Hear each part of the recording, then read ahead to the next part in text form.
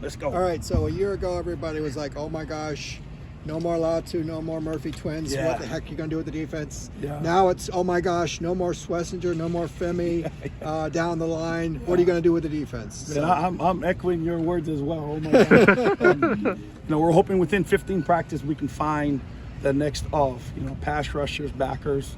Hopefully we can get more physical up front. These last couple of days, what we found is our defense is very energetic. So that's a good thing. They bring a lot of things we can overcome just by the energy alone. But, I think we're progressing. Our defensive backs are playing really, really well. The strength of our defense will always be our linebackers. So the guys that have been waiting their turn, they're starting to step up only because of what the guys before them did. So really excited about our progress right now. Any early candidates to be the next Carson Schlesinger? So, man, I was about to ask the same thing. I would say, 6, 9, and 9. My 69 brothers. That's what I'm calling it right now. And we actually have 2 number 9s out on the field. But those guys are playing really, really fast, and I think that's what gives us a chance.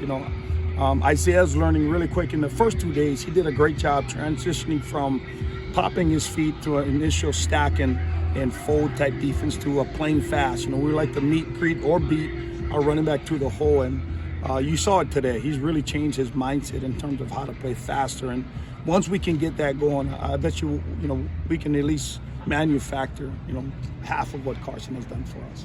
You were kind of, generating some buzz based on what you did last year. Were you pursued by other programs, and were there opportunities that you turned down to come back to UCLA?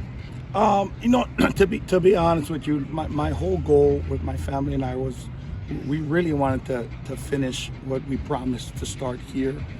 So we kind of turned anything and everything down that might have came our way, only because in this recruiting world, there's so many things that have been said and then not done. And I'm trying to change the standard and make sure what I say I kind of follow through with. There's kids that have depended on me to make sure I kind of write it out. And so that's our plan right now. We're just gonna, I've been really blessed with the position I'm in, so I'm gonna take advantage of that.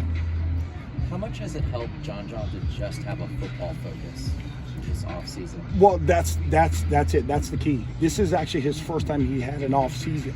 So his body is looking better. And, his mindset is better. He's not having to juggle between football and baseball.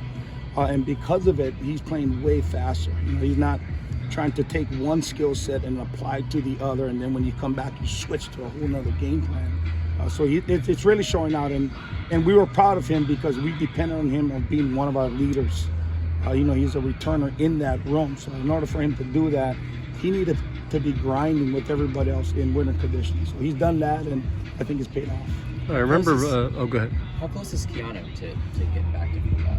Oh, shoot, he could have gone if we wanted him. Coach Foster is really good in terms of making sure we walk him through. We don't want to rush something that doesn't have to be rushed. He's had so many snaps from when he was at Oregon to when he played for us. So for us, it's more of the mental. We want to make sure he's in a mental. There's a couple guys that have been injured, but they're all in the mental. But the good part is they're hungry to get back out. So right now they're trying to play coach. They're trying to coach people up. And for me, I think the advantage that we have, because they're not taking reps, is all these young guys as well as transfer portals. Now they're taking all these reps.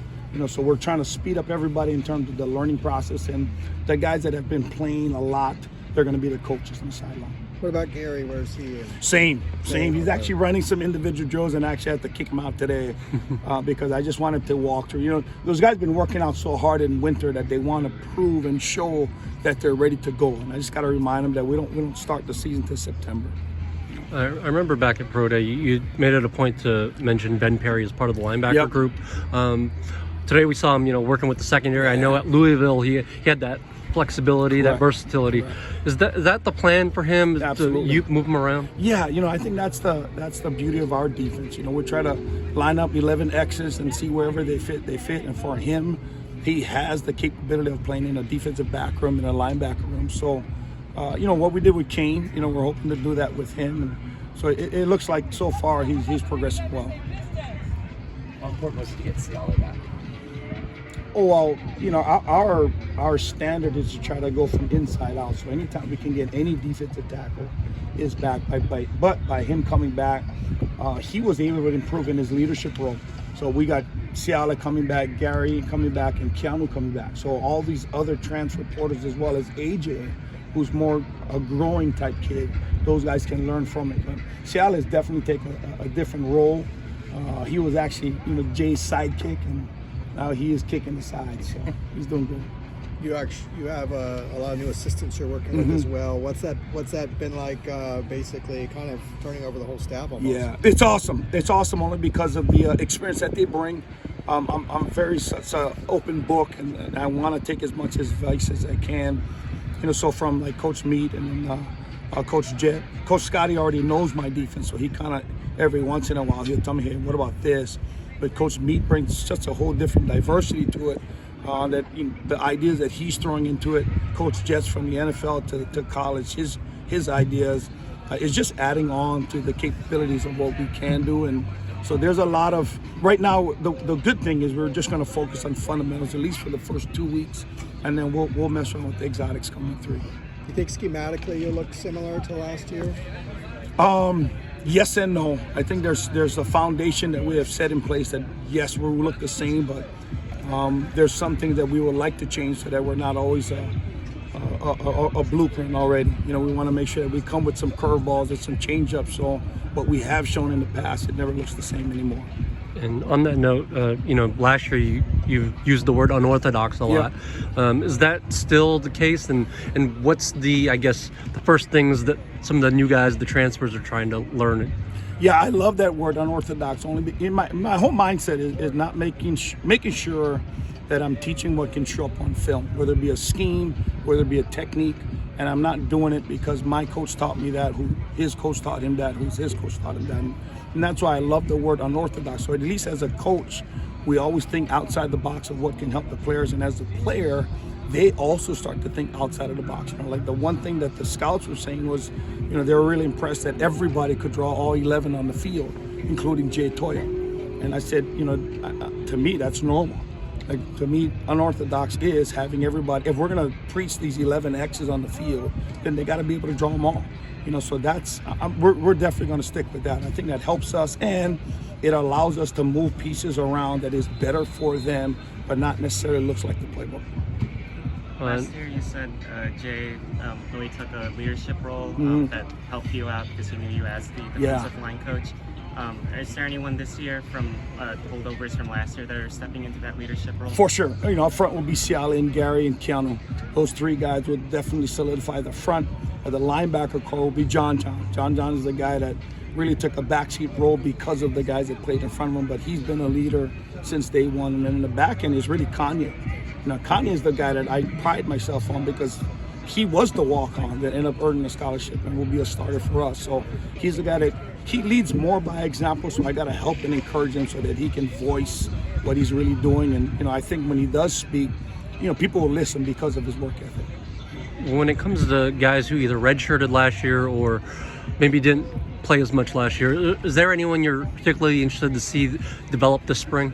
Up front will be AJ, for sure. I think that kid, I'm going to say it, I know it's a big statement, but I think he will be better than Jay. He has so much tools, but he's so respectful and he wants to wait his turn. And so it took a lot of encouragement to let him know that his turn was always there. You just got to go and take it. In the middle, Donnie will be one, Monet will be another, in terms of guys that have been waiting their turn that we should see really, really good things from. The secondary is interesting. Obviously Kanye, I think people know who he is and what you anticipate from them. But the other guys that for sure have been waiting their turn, the Jamirs, the Marquises, the Croys, those guys are really stepping up. And I attribute that to the guys that came before them. They saw what it's like, and now they're going to go out there and try to battle from what they've seen, try to imitate it, and then see if they can make a stamp on it. Time for a couple more. Okay. You said at Pro Day that this year you want to put more of the defense in the players' hands. Yeah. How have they responded to that, and what does that mean for spring practice? It means accountability, you know. So with so many new guys and some veterans returning, but the majority of our defense is all new. And so for them, that has been an eye opener, because usually you tell them what to do and that's all they do. And for me, it's got to be a feedback, because I can no longer cross that line. There's nothing I can do to actually win the game besides make calls. You know, so for them, they've really taken it upon themselves. So when we're done with practice, they actually do extra study in film, so they can come back and say, "Hey, coach, what do you think about this? What do you think about that?" And you know, from there, we'll slowly gather the strengths and weaknesses of everybody and come up with something good. A couple questions ago, you know, you said you want to stay true to your word. You want to, you know, keep the promises you've made to guys. Are you able to talk about, you know, what are the sort of things you're hoping to accomplish this year? Well, it's recruiting. You know, in recruiting, we talk about stability, foundation, and we're trying to get these kids to buy in to what we think a Bruin is. I'm part of that process. You know, so if I bring guys in and then take off, then that's, you know, that I'm not really doing what I say I'm doing. You know, and I know there's opportunities, but right now my opportunity is right here. It really is. And so if I can put my foot forward and then help build that foundation, I think we can build accordingly. All right, gentlemen. Thank you. Thank you.